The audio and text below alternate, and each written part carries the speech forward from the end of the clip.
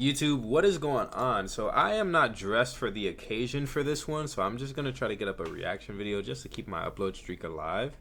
But we have a Thai Buggy podcast video, and Gen Z has a vaping problem. Excuse me.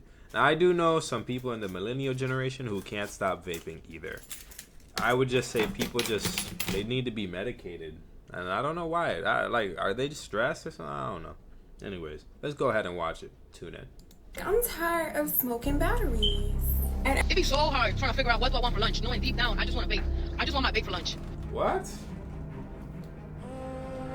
Doctors who have been helping me told me that in the past 6 months, I am like the third or fourth person that this has happened to. Around the same age, relatively young, but vaping. Should always question that thing that just pops up out of nowhere. Like, it wasn't really existing before, but out of nowhere, everybody's on it, everybody's using it. That's always the thing that you should question. See, growing up, I seen a lot of the nicotine commercials with the lady talking like this. And I'm sorry. So I also grew up in the early 2000s. I remember they had electric cigarettes back in the day, because my grandma used to smoke them.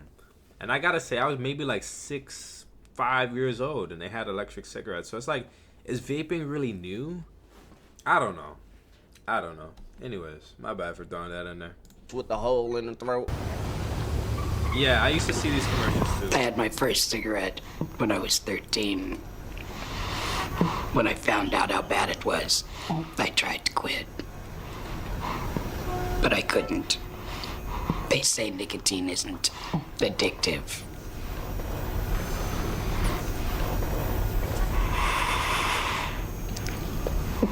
How can they say that? Isn't it crazy how they sell the poison to us and then later on sell the cure to the poison that they sold us? See, but Gen Z doesn't have a cigarette problem like they did back in the day. Every generation has its poison. The baby boomers had cigarettes, millennials had cheap alcohol and the club scene, but Gen Z got handed vapes, a colorful little device that come in fruity flavors and is sold to them as if it's harmless, to the point where the kids are doing it. And the crazy part about it is that cigarettes are slow killers. A lot of people will smoke for decades, and maybe 30 years later they have cancer. But with these little vaping devices, we're seeing these kids gasping for air like they're 70 years old. Kids that are still in their teens or early 20s. Vaping hasn't even been around for a full decade yet. This isn't a down the road type of problem. This is a right now issue. And the truth is, vapes are killing Gen Z faster than cigarettes ever did.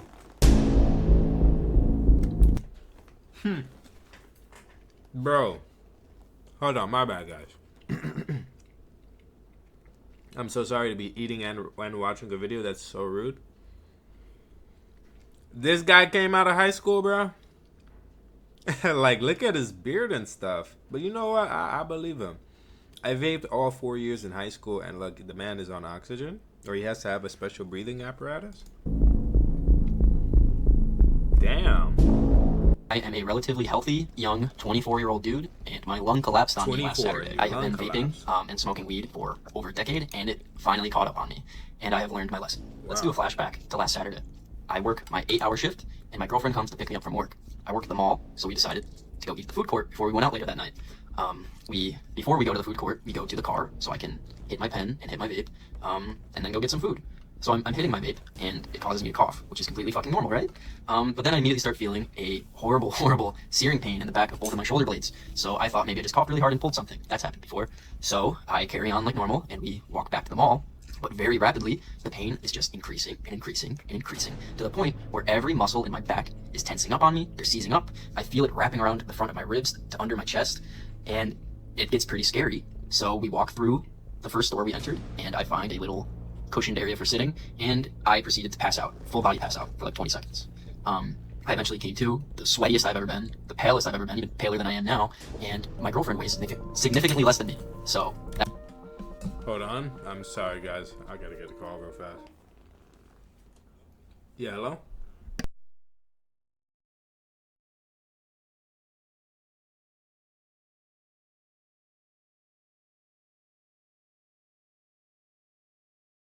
that was a pretty scary scenario. I barely make it back to the car. I'm like borderline yelling in pain. And at this point, I thought like, what, did I slip a disc or something? What the fuck is happening? We eventually call an ambulance. They get there in about 40 minutes. And it takes me maybe another 30 minutes to get to the hospital. And then another 45 to an hour before I actually got a room. I was just burning in a hallway. So if this all sounds fun to you, by all means keep vaping, but you should probably stick around. I eventually get a x-ray, and I'm told that my left lung has collapsed. It is deflated, and I also have air trapped between my lung and my chest plate. So all of that is obviously not good. They take a scalpel and they cut between my ribs, they cut the skin and the muscle, and then they feed a tube through the hole to wrap around my lung to suck the air out of my chest cavity and to also reinflate my lung. I was hooked up to that tube for about 4 days. It just came out last night. Not only that, but I have gotten countless IVs put into me. Every 30 minutes, every night, I'm being checked up on my oxygen, my temperature, my heart rate. Really fun stuff. What really made me want to make this video is the team of nurses and doctors who've been helping me told me that in the past 6 months, I am like the 3rd or 4th person that this has happened to, around the same age, relatively young, but vaping. In no way, shape, or form am I promoting people to be out here smoking cigarettes. But at least in the... Don't that sound cool? Yeah. And my bad, I'm just coming back. Yeah. Don't that sound cool? Now, I'm not going to tell anybody to do what they're going to do with their bodies. But simply put, don't use drugs as a crutch. You know, don't use it as your vice to get away from depression or whatever. Like, of course, I'm going to tell people to either turn to God, turn to like reading, turn to meditation, turn to exercise, like actual healthy habits. But I'm just a messenger. You know, people still going to do what they want to do. Trust and believe. It's like telling people not to have unprotected sex, or telling people not to have hookup culture. Like, they're just going to do it. Just because, oh man, it's cool, it's hip, it's this, it's that. But like, yo, it's some real life horrific things that can happen to you while doing it. But anyways, let's jump back into this. Cigarette commercials or the cigarette videos of people saying how they sick, those people are usually kind of older. These are young dudes. He is 24 years old with a collapsed lung and a possibility of his lung collapsing again. That is crazy. But to understand this epidemic, we gotta rewind. When the Juul dropped around 2015, it wasn't marketed like a cigarette. It was basically a little USB device. It looked like one of those little flash drives from back in the day. It wasn't promoted like, here's some nicotine that's gonna kill you eventually. Not. They promoted it more as a healthier alternative instead of smoking cigarettes. But let's be real, there's nothing safe about inhaling smoke from a USB device. Each of the little Juul pods had as much nicotine as a full pack of cigarettes. Think about that. One little pod in one pack of cigarettes. That's a lot. And the bad part about it is you can hit a vape all day. You can hit a vape inside the building. You can hit a vape and nobody's gonna say anything about the smell. You can hit a vape just to hit a vape. In order to smoke, you gotta step outside. You gotta go for a smoke break. People are hitting these vapes way more than people ever hit cigarettes in the past. So that's just constant nicotine just pumping into your body, just constantly. And the craziest part about all this, they didn't target the 50-year-olds. They didn't target the older people. Instead, they went straight for Gen Z. Oh, come and get the cotton candy kind. Blue raz, mango, grape ice. They literally disguised poison as candy, and these kids are eating it up. It'd be so hard trying to figure out what do I want for lunch, knowing deep down I just want to bake.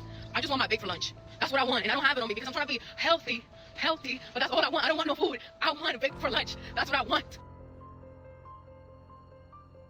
Not for nothing, I'm tired of these fucking vapes. Like, it's getting old. I'm tired of smoking batteries. And every time I lose that motherfucker, I just be like, where the fuck is my vape? Sister, calm down. It's giving fiend behavior.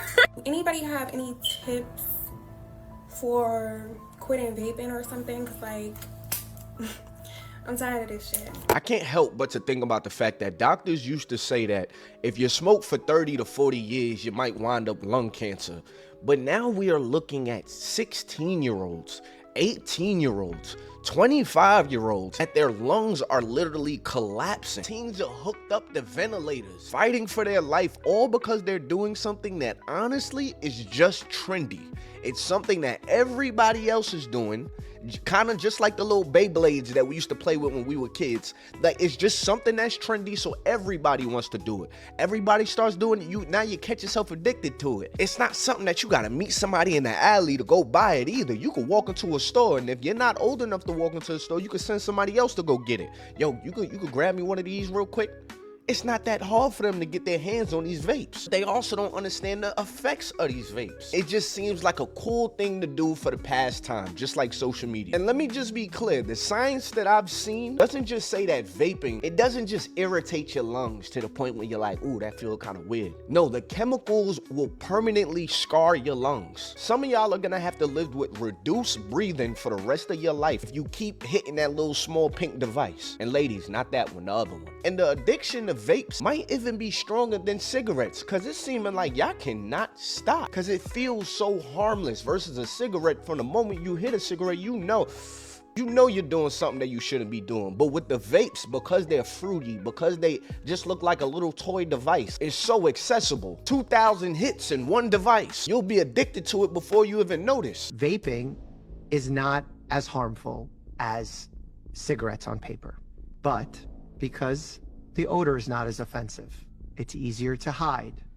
You could do it much quicker and get a bigger dose because it feels like it's not as harmful. Many more people can get hooked on it. Is vaping dangerous? Yes. Why and how? So many of my friends vape. I think three out of my 6 best friends, they're just like, they're just absolutely addicted. And they never smoked, interestingly. That's the issue. That is very concerning. They never smoked, but now they're on vape and they can't stop. That's very concerning. And the craziest part, and I'm sorry for talking with my mouth full, the craziest part is that people are really taking a chance. Because who's to say that somebody smoking a vape for a year is going to be as detrimental as the next person? Or even less. Some people are, people's anatomies are different. Some people have bronchitis. Some people have asthma. Some people have this, some people have that. But you know what? They're just lining up to get their vapes. It's just crazy, man. Real life crazy. Of it, that it gets people who maybe would have been turned off by smoking to try, and the chemicals found inside are really rewarding to the brain, nicotine being a prime example of it. And the more dangerous part of it is with kids who have a developing frontal lobe, meaning that the part of their brain that is responsible for complex decision making is not yet fully formed. So they're incredibly susceptible to anything that can build a tolerance, a dependence, an addiction to. And it could change the chemistry of their brain moving forward.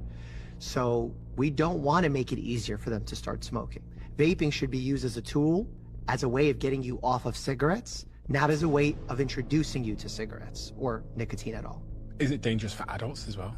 If you're coming off cigarettes, no, it's a good choice. All my friends that vape never smoked. Yep, it's not something that carries value health-wise and can only potentially harm. Ever wondered what vaping actually does to your body? Because it's not just water vapor like everyone says. Let's start with your lungs. When you take a puff, you're inhaling a cloud filled with chemicals like nicotine, formaldehyde, and even heavy metals. Those particles go straight into your lungs and start irritating the lining. Over time, this can lead to coughing, shortness of breath, wheezing, and in some cases, long-term lung damage. And yes, popcorn lung is real. Now your heart, vaping hits it too. The nicotine makes your heart beat faster and raises your blood pressure. Over time, that puts a serious strain on your heart, raising your risk of a heart attack, even if you're young. Your brain isn't safe either, especially if you're under 25. The brain is still developing, and nicotine can mess with memory, focus, and mood. You might feel more anxious, more irritable, and more addicted than you realize. Vaping can also mess with your sleep, your hormones, your gut, and even your skin. Ever notice dry lips or more acne? That's not random. It could be your vape. And here's the twist. The more you vape, the more your body builds tolerance. That means you need more hits to feel the same effect. And that's how addiction sneaks in without you even noticing. See, as somebody that doesn't vape or ever had to go through the withdrawals of quitting vaping, I can't tell y'all directly how to quit vaping. But what I can tell you from just a psychological standpoint, go to the root cause. Why are you vaping? Always ask yourself the why and why you are doing something, especially if you feel the need to do it to the point where you're questioning whether or not you're an addict. What is the reason? Are you escaping something or are you chasing something? You're doing one or the other, and then ask the why on why are you doing that. Once you figure out that why, now ask yourself, is there another way I can get this feeling by doing something that is healthy for myself? Or is there something I need to heal from mentally instead of coping underneath this device? And these are all valid talking points that Ty is trying to bring up here, as I paused with him closing one eye. But the thing is, I don't think people are willing to look within themselves like that. I really don't. It takes a strong person to really say that they're wrong and say that they need help and to look for help. I'm not gonna lie, even myself included. Sometimes I need help. It might not be in terms of addiction. It could be financially. But the pressure of having to ask somebody, hey, can I get some money? Or, hey, I'm down a couple. I'm going to be so honest with you, man. That shit gives me like a lot of anxiety, bro. It really does. And so let's take that onto a different scale. Somebody who is vaping or smoking weed or whatever, and they've made that their entire life and they've been doing it for years. Yeah, hell yeah, it's going to be hard for them to just stop. And they know that they definitely have issues. I talk to people who still smoke, and I always would ask them all the time, like, why is it that you do? Oh, man, I'd be depressed. It's not, hey, man, look, you still living with mom and pop. You ain't got no serious bills. You're probably in college. I get it. The classes could be stressful, but did that really mean you had to pick up a damn cigarette? Or not a cigarette, pick up the blunt? Like, nah, man. But whatever escapism people want to do, because it's not just that. It's people looking at corn. It's people out here, playing video games. It's a whole bunch of stuff. But anyways, is there a better way that I can handle situations or high stress and my lungs don't have to take a hit? But I think somebody that has actually vaped can give y'all even better advice. Some simple advice for day one when you quit vaping. Day one, start on a clean slate. Don't pick a day where you've already vaped in the morning, or you're going to be dealing with nicotine cravings all day long, more than you have to be. Tip number 2, when you first wake up in the morning, be sure to drink a bunch of cold water. You want to get hydrated right away, and you want to start a new habit outside of waking up and hitting your vape. Tip number 3, get right to exercise. Do yoga, do cardio, lift weights. Exercise releases dopamine, and we have to replace that dopamine hit with something different in the morning. The best thing to do is exercise.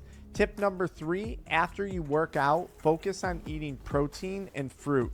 Fruit is going to give you blood sugar spikes. A lot of people, when they quit vaping, suffer from low blood sugar because nicotine increases blood sugar.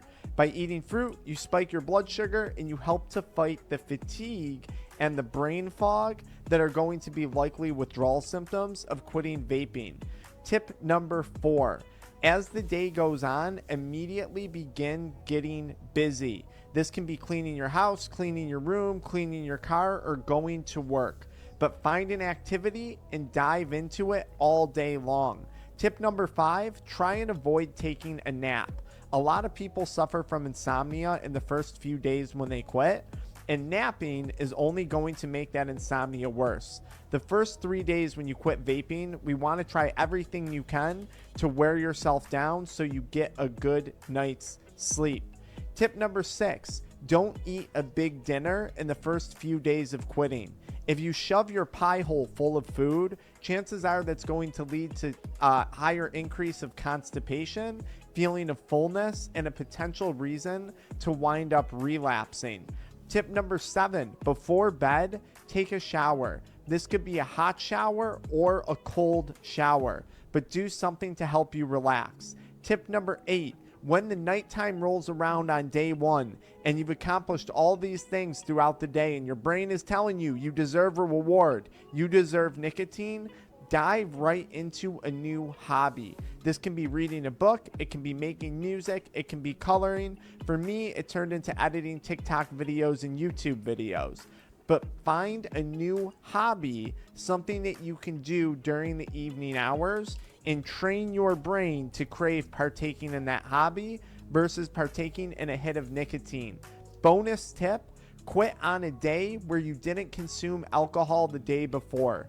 Alcohol ruins deep sleep, and if you don't get a good night's sleep prior to quitting, quitting's gonna be harder. So there you have it, y'all. Stop vaping. Put the vapes down. Y'all know I'm all about self-development on my channel. And in order for us to become the best us, we gotta look deep into all the vices that we have, all of the habits that we have, and ask ourselves the why. Why do we feel the need to do this thing, even though we know there's a downside to it? How you do one thing is how you do everything. If you're addicted to that vice and you can't put that down, you don't have the self-control to put that down, you will not have the self-control you need in order to reach the next level. It takes a new you to enter that new phase of your life that you want to go to.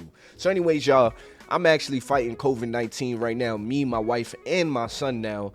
So pray for us right now. I'm gonna still be pushing out these videos. Ah, damn. Did not know that Ty got infected with COVID-19.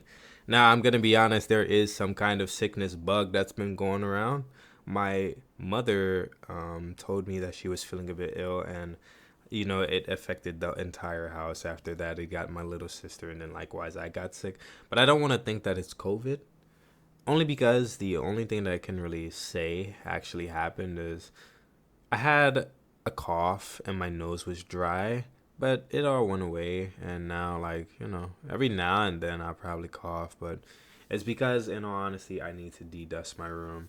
But when I go outside and stuff like that, completely fine, like, totally normal. Even outside of my, like, house, like, when I go to work and all that jazz, completely fine. So, our prayers would definitely go to Ty and his family, because that's very unfortunate.